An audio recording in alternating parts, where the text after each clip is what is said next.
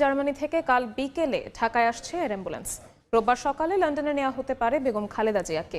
BNP মহাসচিব মির্জা ফখরুল ইসলাম আলমগীর জানিয়েছেন, বেগম জিয়ার শারীরিক অবস্থা ঠিক থাকলেই লন্ডনে পাঠানো হবে তাকে। এ বিষয়ে চূড়ান্ত সিদ্ধান্ত নেবে মেডিকেল বোর্ড। এদিকে দেশে পৌঁছেই এভার কেয়ারে গিয়ে শাশুড়ির স্বাস্থ্যের খোঁজ খবর নেন ডাক্তার জুবাইদা রহমান। সহকর্মীদের সঙ্গে নিয়ে আহমেদ সালেহিনের রিপোর্ট।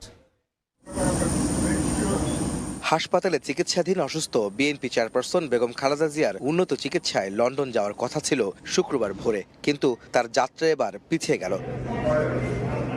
কারিগরি ত্রুটি থাকার কারণে কাতারের আমিরের পাঠানো এয়ার অ্যাম্বুলেন্স ঢাকায় আসতে না পারায় এই বিলম্ব।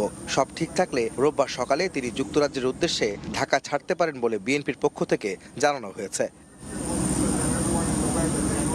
বিএনপি মহাসচিব মির্জা ফখরুল ইসলাম আলমগীর গণমাধ্যমে জানান, গত রাতে বেগম জিয়ার শারীরিক অবস্থার আবারও অবনতি ঘটে, যে কারণে লন্ডন যাত্রায় তার স্বাস্থ্য